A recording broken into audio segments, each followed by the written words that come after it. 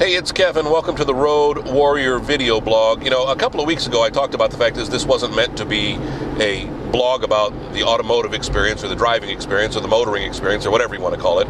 But of course, naturally, when I did that blog, it got me to thinking about another, couple of topics. We'll touch on one of them this week and maybe touch on one of them next week or the week after. I don't even know. And one of those, again, it's another, it's almost like a father theme. I don't say I relate to my father a lot driving because, we didn't drive a lot. My father was the only person in my family up until I drove that drove. My mother's never driven. So, some of my father's quirks about driving drive me crazy. And at the same time, some of my father's quirks about driving, sadly, I've picked up. One of those being what I call this incessant search for rattles and squeaks. I realize our cars these days are so airtight, so, supposedly well built, and that is another discussion for another day. Or I'll probably never even touch on it because we can just argue about that until the cows come home. But it's amazing, and especially as a car gets older. You figure right now I'm driving my 1998 Ford Explorer with almost 190,000 miles on it. It's my medium mile car. I used to be one of those, always wanted a new car, always had to have a new car. And then once I could start affording them, I never really wanted them anymore. I kind of matured. And so now we've got my wife's Explorer, which needs a transmission job with over 205,000 miles on it. We've got my Explorer with 190,000 miles and my Mini Cooper with almost 160,000 miles. So all my cars are in need of repair, but the one thing they all share in common now are the incessant rattles and squeaks.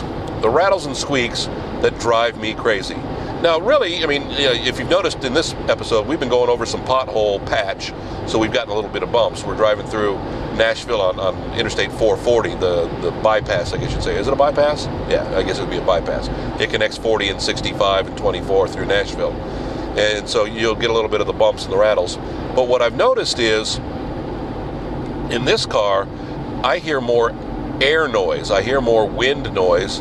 And you even pick up a little bit of that in the microphone than I get in some of my other cars. My Mini Cooper squeaks all the time. Oh my gosh, it incessantly squeaks all the time. It has since the day I got it, and it's always driven me crazy. I've taken it back numerous times for them to find squeaks under the dashboard, and just the way it fits with the plastic and the metal and everything like that. Good old Ford built tough kind of thing, or is that Chevy built tough? What is Ford? I don't know.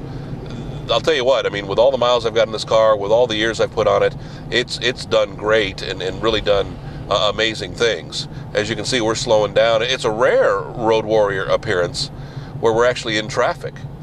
Don't know what's going on. It's just one of those days. Welcome to Nashville. We don't always have bad traffic, but when we do, it's usually an accident. It's something crazy or something silly like that. So I'm going to sign off now, let you get back to doing what you're doing, because I'm going to get back to just sitting here and trying to find a traffic report and find out what exactly is going on, because the overhead emergency signs just says highway emergency, call star 847 anywhere in Tennessee. So that's not going to help us any.